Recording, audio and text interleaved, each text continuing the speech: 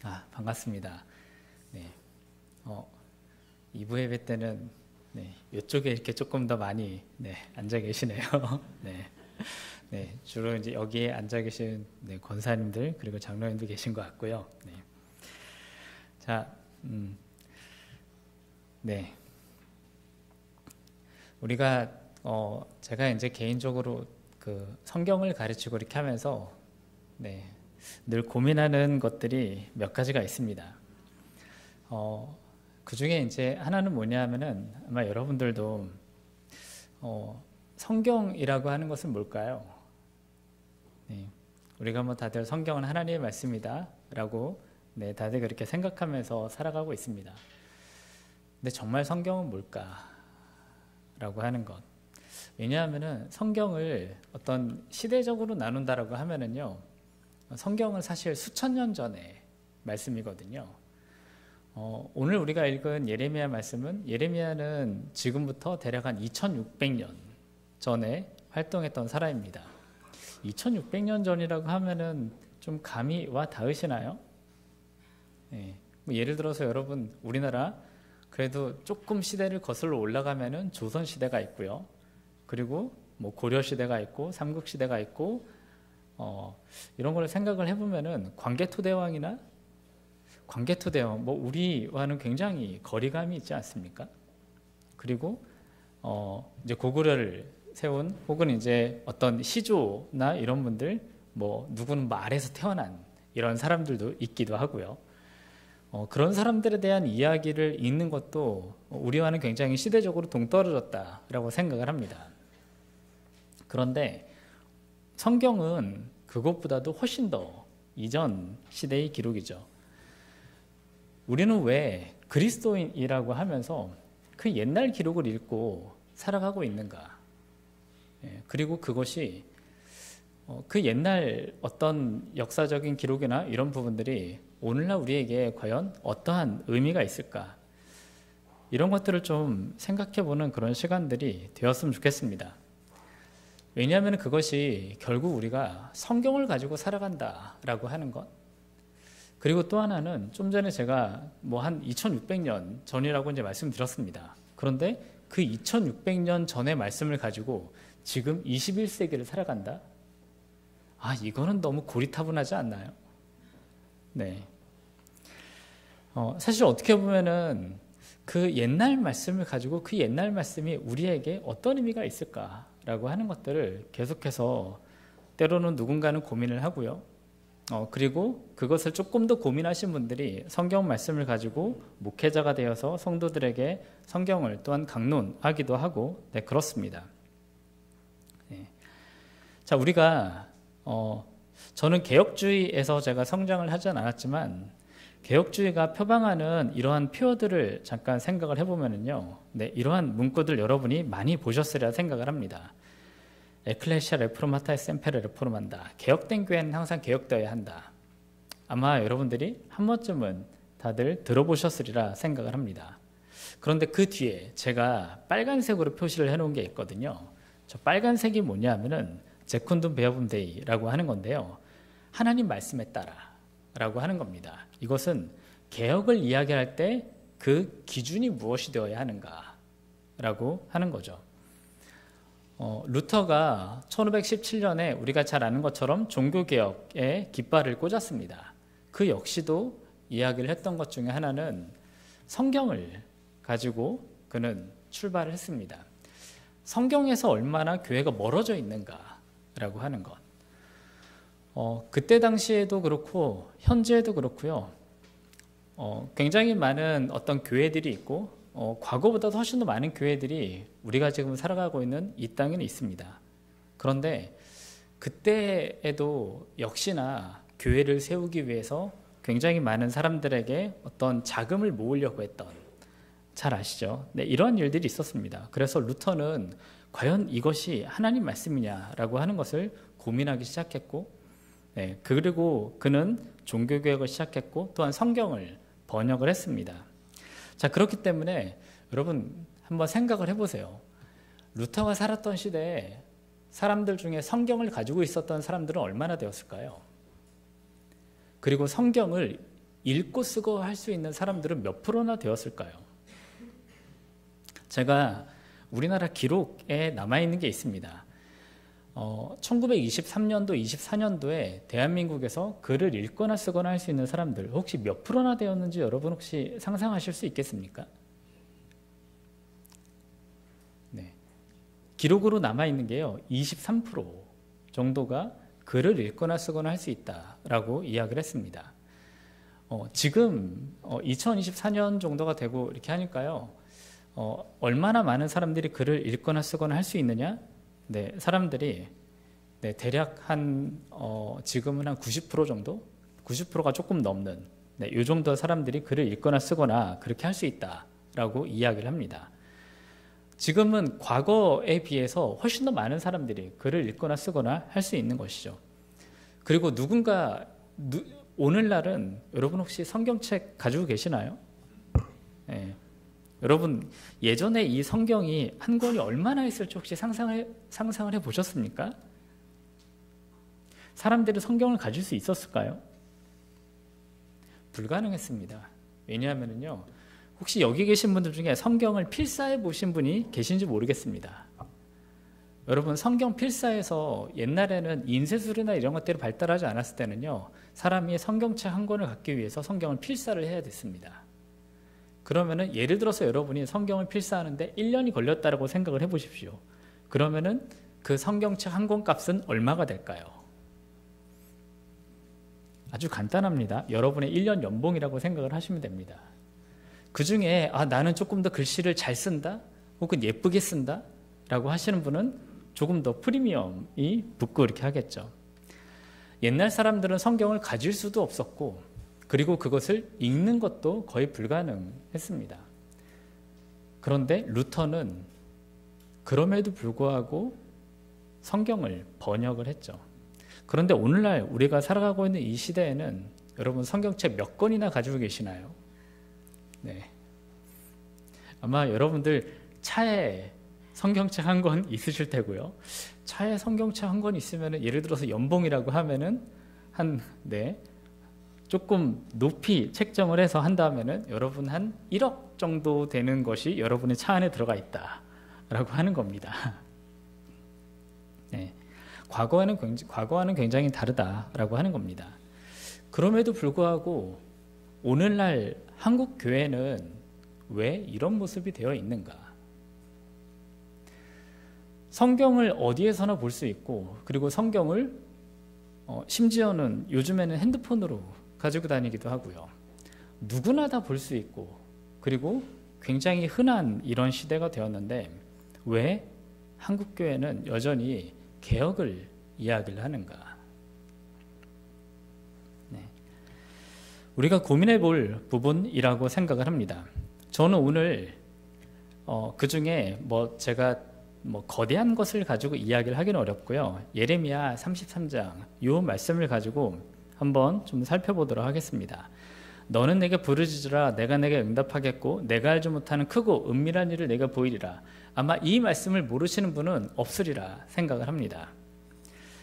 여러분들 중에서 이 말씀을 가지고 기도하셨던 분들도 굉장히 많이 있으시라 생각을 하고요. 여기 계시는 우리 권사님들이나 조금 한 80년대, 90년대 신앙생활을 하셨던 분들은 약간 과거를 한번 회상해 보십시오.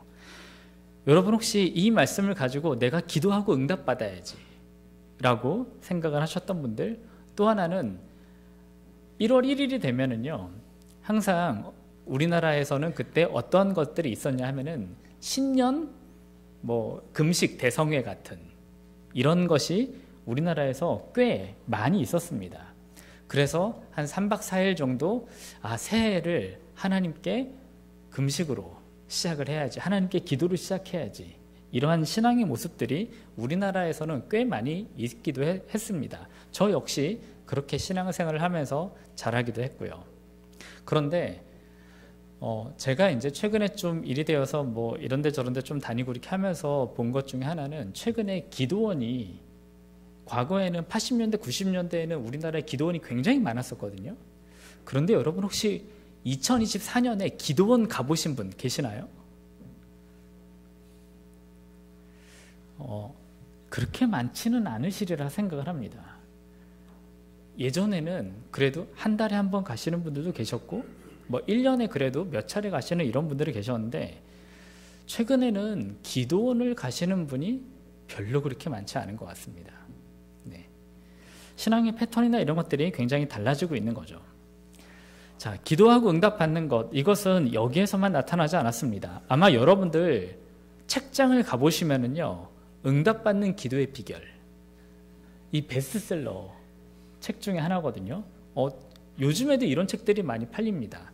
여러분 아마 책장에 가보시면은 기도와 관련된 서적이 아마 한 권 이상씩은 분명히 있으리라 생각을 합니다. 오만복 기도 응답받는 조지 밀러의 기도, 너무나도 유명한 사람이기도 하죠. 우리는 그것을 가지고 어떻게 기도 응답을 받을 것인가 라고 하는 이러한 신앙생활을 해왔던 것, 그것이 또한 우리의 모습입니다. 여러분 혹시 이러한 현수막을 보신 적 있으신가요? 응답받는 특별 새벽 기도회.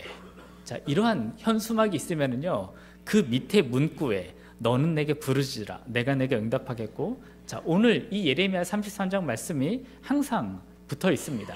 심지어 어떤 교회는요, 제가 교회를 가보면은 이 기둥에, 여기에는 기둥에 스피커가 있네요. 기둥에 보면은 너는 내게 부르짖으라, 내가 내게 응답하겠다, 이러한 것이 심지어 있는 현수막으로 해서 쭉 되어 있는 이런 교회들을 보기도 하고 그랬습니다. 자, 이러한 포스터들 혹은 현수막이나 이런 것들을 보신 적이 있는지 모르겠습니다. 자, 저는 한국교회 성도들이 신앙에서 대단히 열심이라고 생각을 합니다. 한국교회 성도들만큼 하나님 말씀을 알고 또한 그것을 자기가 실천하기 위해 노력하는 사람들, 저는 대단히 열심인 이런 모습들을 많이 보고, 그리고 제가 이제 유학을 하면서 한국 성도들에게, 한국에 가면 한국 성도들에게 신앙생활에 정말 감사해야겠다라고 하는 것을 좀 느끼기도 하고 그렇습니다. 이 외국에 있는 성도들 생각보다 그렇지 않거든요. 굉장히 강하십니다. 네.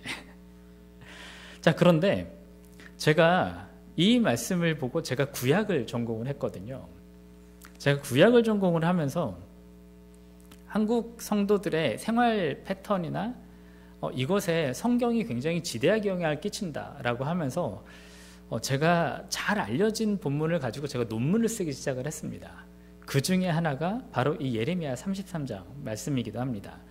여기 지금 보면은요, 너는 내게 부르짖으라 라고 나옵니다. 그런데 여러분, 제가 한번 여러분께 질문을 드려보겠습니다. 부르짖는다 라고 하는 것은 여러분 무엇이 부르짖는 것일까요? 자, 성경은 너는 내게 부르짖으라 라고 이야기를 하고 있습니다. 여러분은 무엇이 부르짖는 것이다 라고 생각을 하시나요?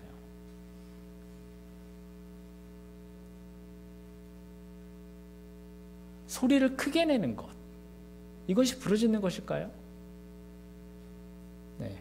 그러면은 여기 계신 분들 중에 누구의 목소리가 더 클까? 라면서 경쟁을 해야 할까요? 아니면은 데시벨 측정기를 내 옆에다가 놓고 예를 들어서 몇 데시벨 이상 찍어야지 내가 부르짖는 거다 라고 하는 것, 이것을 측정기를 놓고 내가 기도를 해야 할까요? 어떤 분들은요, 이렇게 생각하는 분들도 있습니다. 간절히 기도하는 것, 애통하면서 기도하는 것. 그런데 여러분, 기도하면서 간절히 기도하지 않으시나요? 오히려 우리는 반대로요, 어떤 사람의 기도가 응답되었다라고 하면은 그 사람은 간절히 기도했구나. 아직 나의 기도가 응답되지 않았다라고 하면은 나의 기도가 아직 덜 간절한가? 내가 좀 더 기도해야 하는가? 우리는 이렇게 생각을 합니다. 간절한 건 뭘까요? 눈물로 기도하는 것이 과연 간절한 것일까요? 그렇다라고 하면은 여성분들의 기도는 조금 더 간절하고, 남성분들, 언제 눈물을 흘리셨는지 모르겠지만, 언제 마지막 눈물을 흘리셨는지는 모르겠습니다. 그런데 저는 늘 남자는 몇 번 운다? 남자는 태어나서 늘 3번 운다. 네. 이러한 그런 교육을 받으면서 70년대, 80년대 태어난 분들은 늘 이것을 너무나도 잘 알고 있으리라 생각을 합니다. 자, 만약 소리를 크게 내서 기도한다. 내가 더 애통하면서 더 간절히 하면서 기도한다. 그래서 기도 응답이 되었다. 라고 이야기를 한다 하면은, 그러면은 저는 이런 질문이 또 들었습니다. 하나님의 응답이라고 하는 것은 나의 수고, 나의 더 간절함에 의해서 좌우되는 그런 분인가? 하나님은요. 이 종교학자 중에 이 사람이 이런 얘기를 했습니다. 종교는 섬기는 것이고 주술은 지배하는 것이다 라고 말이죠. 자, 그래서요, 제가 여기에서 오늘 설교 제목이 뭐냐면은 부르짖으라, 느낌표가 아니라 부르짖으라, 물음표를 했습니다. 왜냐하면은 과연 이 말씀은 무엇인가 라고 하는 것이 저에게 가장 크게 다가온 그런 질문이기 때문에 그렇습니다. 자, 그러면서 우리가 성경을 하나하나 보면은요, 예레미야 33장 1절은 사실 이렇게 시작을 하고 있습니다. 예레미야가 아직 시유대 뜰에 갇혀 있을 때 여호와의 말씀이 그에게 2번째로 임했다라고 이야기를 하는 것이죠. 여기 이제 2번째라고 하는 표현이 나오는데, 이 2번째라고 하는 것은 다시라고 하는 그런 의미가 되기도 합니다. 그렇다라고 하면은 첫 번째 사건이 있었다라고 이야기를 하는 거죠. 그것을 우리는 어디에서 찾아볼 수 있느냐? 예레미야 32장을 보시면은요, 자, 거기에서는 이렇게 이야기를 합니다. 유다의 시드기야 왕 10째 해, 곧 느부갓네살 18째 해 여호와의 말씀이 예레미야에게 임하니라. 자, 이것을 이야기를 합니다. 그리고 나서 2절에 보시면은 예레미야는 유다의 왕 궁중에 있는 시위대들에 갇혀 있었다라고 이야기를 하는 거죠. 자, 그렇다면은요, 여기 지금 예레미야 33장에서 이야기하고 있는 이 말씀은 예레미야가 시위대들에 갇혀 있을 때, 아직 갇혀 있을 때 이것은 어떤 의미가 되느냐면 그는 여전히 갇혀 있었다라고 하는 것을 이야기를 합니다. 그리고 하나님의 말씀이 여기에서 처음 임한 것이 아니라 이미 32장에서도 수차례 하나님의 말씀이 지금 예레미야에게 주어졌다라고 이야기를 하는 것이죠. 자, 그러면은 우리는 또한 이런 질문을 해봐야 합니다. 예레미야는 감옥에서 기도하지 않았는가? 왜 이런 질문을 해야 되느냐 하면은요, 제가 좀 전에 말씀드린 너는 내게 부르짖으라 내가 내게 응답하겠다라고 하는 것, 이것은 우리가 하나님께 기도할 때 하나님께서 응답을 주신다라고 하는 것이 되고, 우리가 어떤 문제를 위해서 기도했을 때 하나님께서 그것을 해결해 주신다, 이러한 식의 논리가 되려면은 예레미야가 기도했을 때 그의 문제나 이런 것들이 해결이 되어야 하거든요. 그런데 예레미야는 여전히 31장에 보시면 아직 시위대 뜰에 갇혀 있을 때, 여전히 그는 시위대 뜰에 갇혀 있을 때, 그는 시위대 뜰에서 벗어난 상태에서 하나님의 말씀을 다시 받은 것이 아니라 그는 시위대 뜰에 갇혀 있으면서 하나님의 말씀을 지금 반복해서 받고 있는 이러한 상황을 보여주고 있기 때문에 그렇습니다. 예레미야가 이러한 옥에 갇히는 이런 사건은요, 여기에서만 이야기를 하지 않습니다. 예레미야 20장에서도, 자, 여기에서 보시면은요, 짧게 설명을 드리면은 임멜의 아들 바술이라고 하는 사람이 예레미야를 2절에 보시면은, 자, 예레미야의 예언을 듣고 그를 때리고 나무 고랑에 채워서 그를 가두었다라고 이야기를 하고 있습니다. 자, 그때 예레미야가 기도한 것을 한번 보십시오. 다시는 여호와의 말씀으로 말미암아 내가 말씀을 선포하지 않겠다라고 예레미야는 심지어 선언하기도 합니다. 감옥에 갇히는 것이 그에게는 지긋지긋하게 되는 거죠. 여기에서만 갇히느냐? 그렇지 않습니다. 37장에 보시면은 예레미야가 다시 시드기야 왕에게 이르되 라고 이야기를 하면서 18절을 보십시오. 마지막에 보는 내가 무슨 죄를 범죄하였기에 나를 옥에 가두었나이까 라고 하면서 예레미야는요, 반복해서 이야기를 하고 있습니다. 그는 끊임없이 하나님 말씀을 선포하고 했을 때 그는 옥에 갇히는 이런 사건을 여기에서 이야기를 하고 있는 것이죠. 자, 그렇기 때문에 이 예레미야가 옥에 갇혔을 때 그의 심정이 어떠했느냐? 그가 감옥에서 풀려나기를 바라지 않았느냐? 그렇지 않습니다. 그는 감옥에 반복해서 갇히고 이렇게 하면서 자기의 문제가 해결되기를 그는 끊임없이 하나님께 기도하기도 했습니다. 자, 그렇기 때문에 제가 왜 이렇게 말씀드리냐? 여기 우리가 소위 말하는 33장 3절에서 이야기하고 있는 너는 내게 부르짖으라. 그러면 하나님께서 너의 문제를 해결해 주시겠다. 사실 예레미야가 그것을 이야기를 하느냐라고 하는 겁니다. 그렇지 않다라고 하는 거고요. 자, 예레미야 33장 3절에서 또 하나 우리가 주목해서 보아야 할 것이 있습니다. 뭐냐 하면은 여기에서요, 제가 지금 여러 번역본들 보면은, 자, 개역개정은 제가 이제 우리가 수차례 읽었습니다. 그런데 새번역을 보시면은 내가 나를 부르면 내가 너에게 응답하겠고 내가 모르는 크고 놀라운 비밀을 너에게 알려주겠다라고 말합니다. 공동개정도 너는 나를 불러라 내가 내게 대답하리라. 어떠한 부분에서 차이가 나오는지 한번 보십시오. 차이가요, 이렇습니다. 개역개정은 부르짖어라 응답하겠다 혹은 대답하겠다라는 것이 된다 하면은 새번역은 부르면 응답하겠다, 이런 식이 됩니다. 비슷해 보이시나요?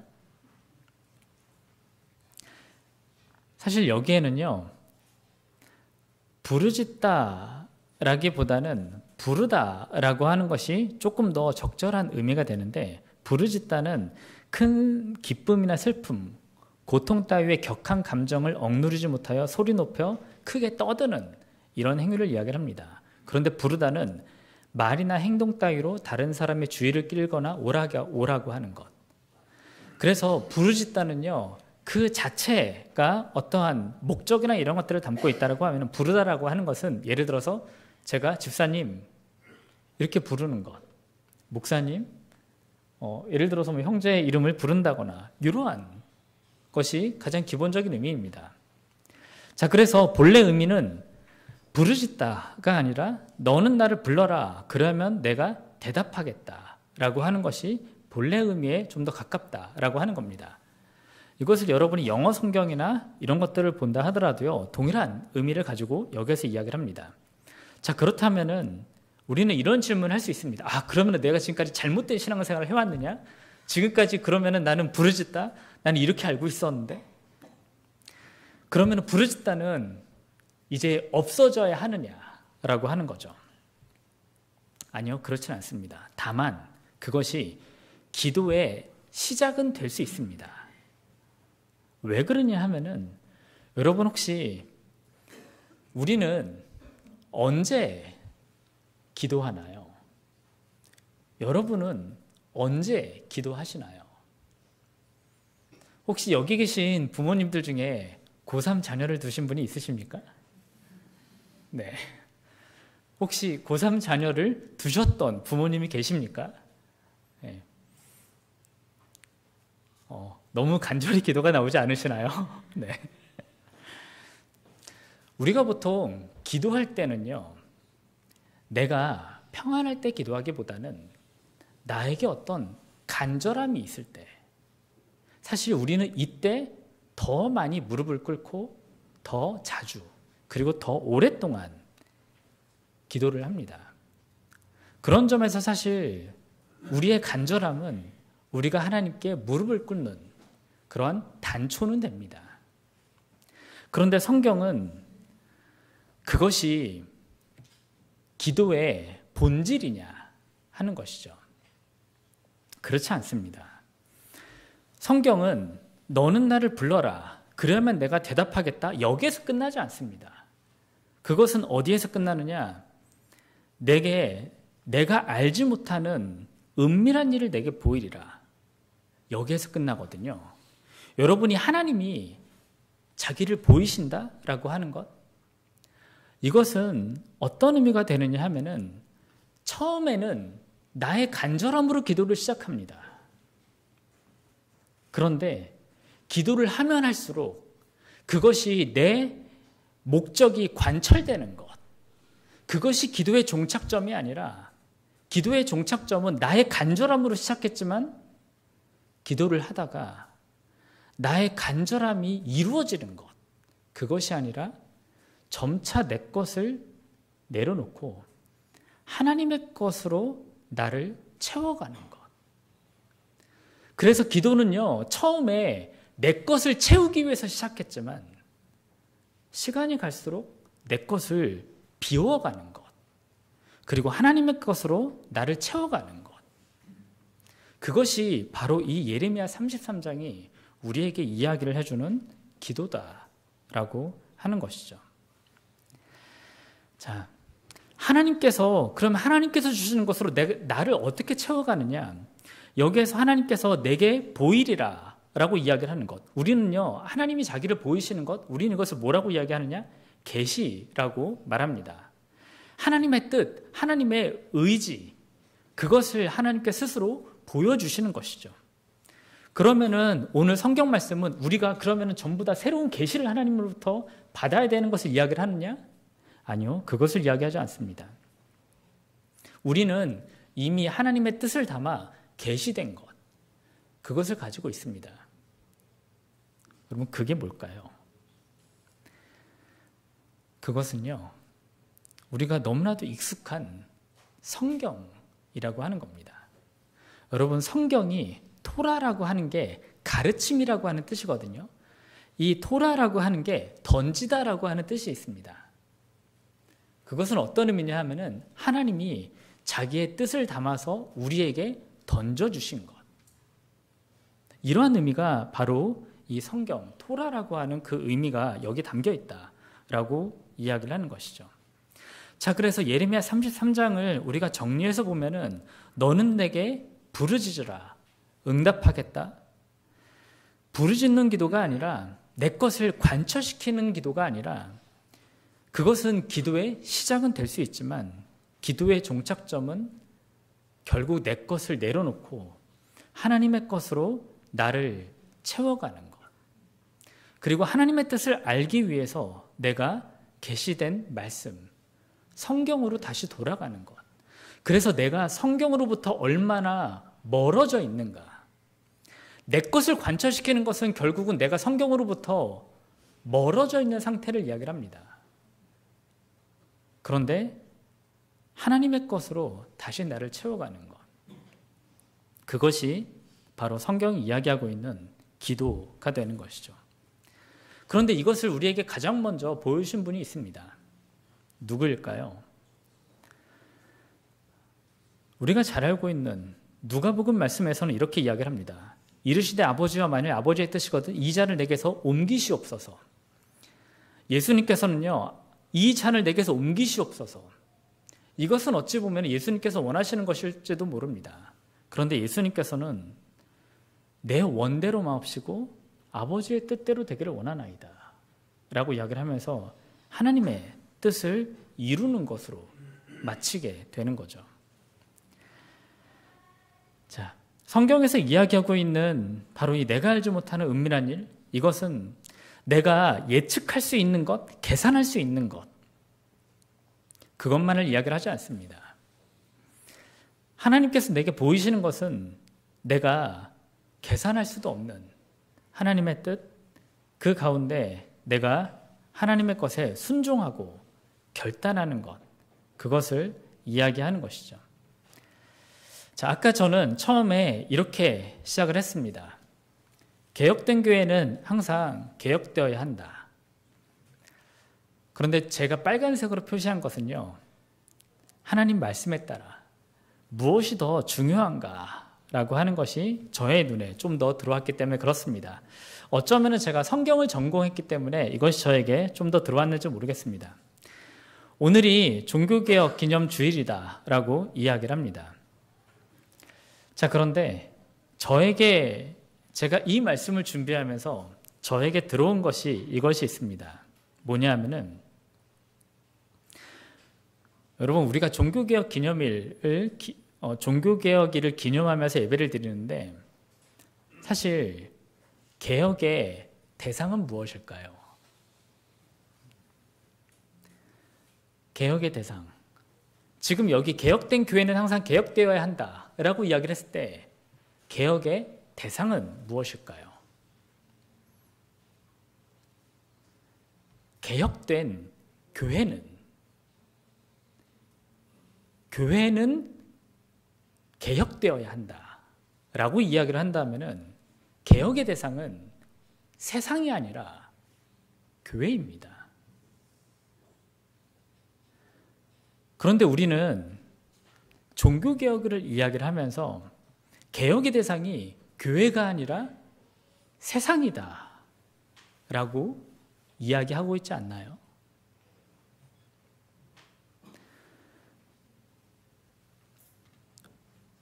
루터 역시도 마찬가지입니다. 루터가 개혁하려고 했던 것은 세상이 아닙니다. 교회죠. 교회가 성경으로부터 얼마나 멀어져 있는가. 그래서 다시 성경으로 돌아가야 한다. 그래서 종교개혁의 여러 기치 중에 하나가 솔라 스크립투라를 이야기를 하면서 성경에서 얼마나 멀어져 있는가를 이야기를 하면서 다시 성경으로 돌아가는 것. 그것이 개혁이다라고 이야기를 하고 있거든요. 그런데 오늘날 대한민국 교회는 개혁의 대상이 교회가 아니라 세상이라고 외치고 있는 것은 아닌지.